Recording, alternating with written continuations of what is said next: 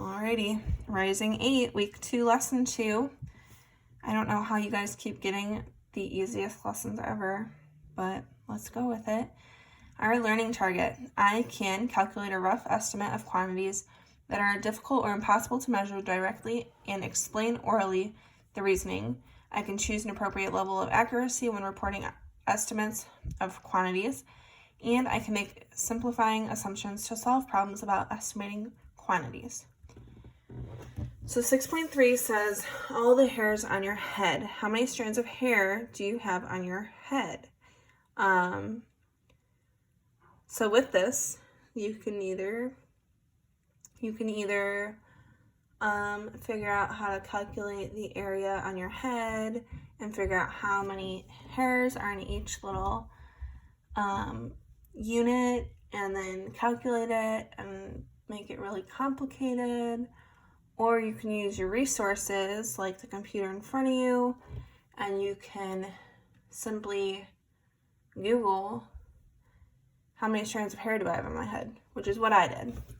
So what I found from my research was that blondes have 150,000, redheads have 90,000, brown hair, brunettes, like my hair, is 110,000, and then black hair is 100,000.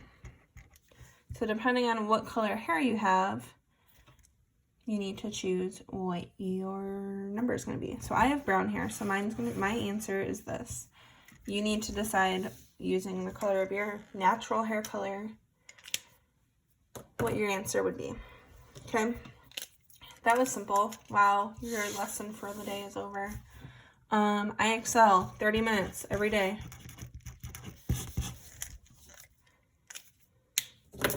And then your homework. I'm going to help you get these set up because they're tricky. And it's like kind of hard when you don't have the actual paper in front of you to like do it, because like you can't just write on it. So for the first one, at the state fair, 9 employees were paid $7.68 an hour. They worked for 8 hours at regular price and then for 4 hours at overtime price, an extra $5.38 an hour. How much did they make total? So $7.68, and they did that for 8 hours. So you're going to multiply those and get an answer. Okay. And then you're going to add it to, I added 768 and 538. I got 1306. And they did that for 4 more hours. So you're going to multiply those and get an answer for here. And then you're going to add those two up. That's why I put a plus symbol there. And you're going to get an answer. And then multiply it by 9. And whatever your answer is. Then you'll put it up there. Okay? So as long as you're following what I'm telling you to do, you should be able to get these right.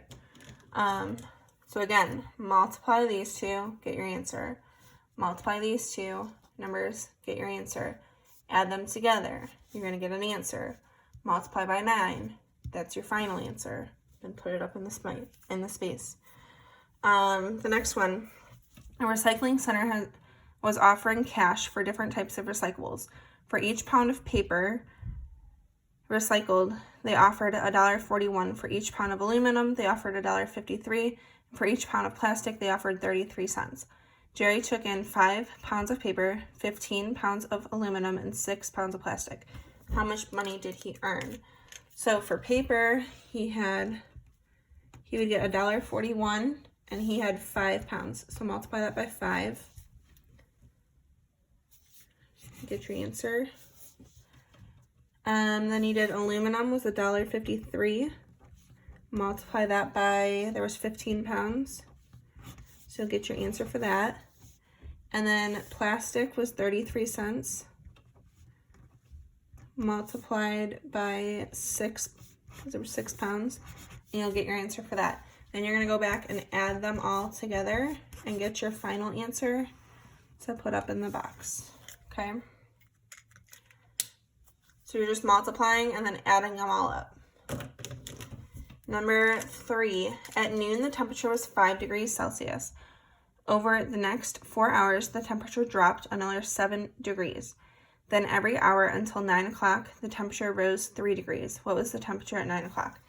I'm going to make a table like I did last time.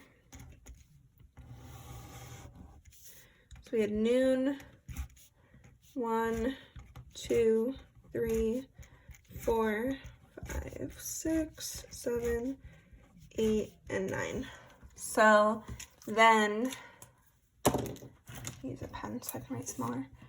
It said it started with 5 degrees. And then from there, over the next 4 hours, the temperature dropped 7. So you're going to do 5 minus 7. I'm going to turn this kind of sideways so I can write. And then you're going to take that number, minus 7, minus 7, minus 7. Okay. And then from there, it rose 3. So plus 3, plus 3, plus 3, plus 3, plus 3. And then whatever you get for right here, for 9 o'clock, you're going to take that and put it up here for your answer. Okay? So you're just taking the number from this box, follow the arrows. So 5, you're going to do 5 minus 7, whatever you get, put it here. Then take that number, subtract 7, put it here, and so on, all the way until you get here. Follow what the arrows are telling you to do. Number 4, a deluxe bakery sells a cookie for $3.89. Do not pay $3.89 for a cookie. Go and buy a whole pack of cookies for that price. A brownie for $3.61 and a cake for $23.68. On Wednesday, they sold 14 cookies, 8 brownies, and 4 cakes. The cost in ingredients for each cookie is 76 cents, for each brownie is 68 cents, and for each cake is $6.71. How much profit did they make on Wednesday? So what I did, I took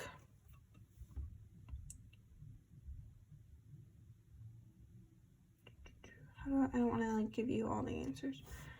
For cookies, I had $3.89 was the original price, and I subtracted the cost. So $3.89 minus 76 cents is $3.13, and then multiply that by 14 because there's 14 cookies sold. So then you'll get your answer for that one. The brownies, I did $3.61 minus 68 cents. So I got $2.93 is my price for the brownies. Times how many did we sell? 8. So then you'll get your cost for that, or how much you earned for that. And then your cake, they said it was $23.68 to buy it, and then $6.71 to make it. So I subtracted those two numbers, and then I get $16.97. Multiply it by the number of cakes that they sold, which is 4. So then you'll multiply those and get that number. Then you're going to go back and add those 3 up and get your final answer. And you'll put that up here. Okay, one more to go over. Sam started the month with, this was a lot of numbers.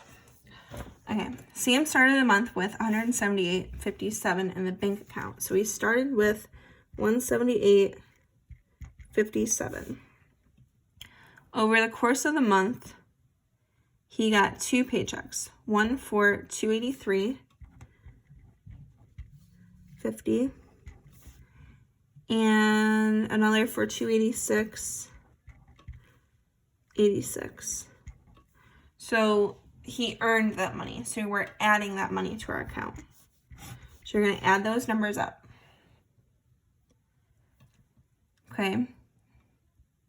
He ended up spending money, so then we're going to subtract. So you're going to take this number, put it up here,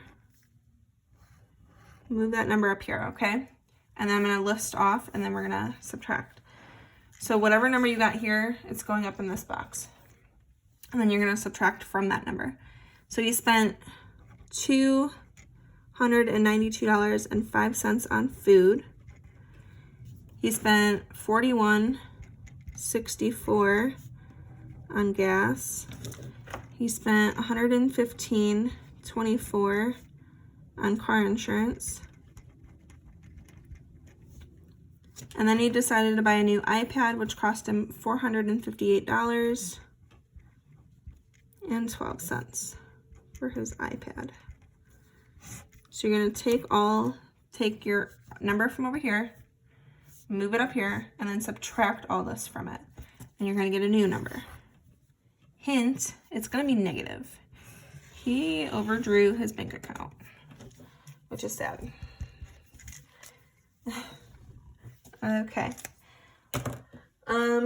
So hopefully you can follow those. If you need help, we can go over it during office hours. If you are good, make sure you still come to office hours just to check in with me.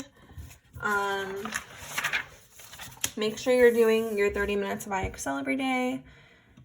Make sure you're stopping in to say hi to Miss Stewart and Miss Custer.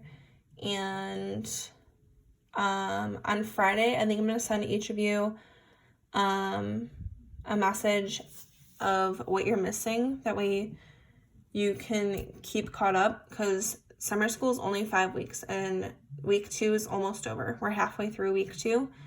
So I don't want you to fall behind, because it's only 5 weeks, and I want you to be able to stay caught up, and I want you to pass so that you can move on to the next grade level and not be held back just because you couldn't stay caught up during a 5-week summer school class.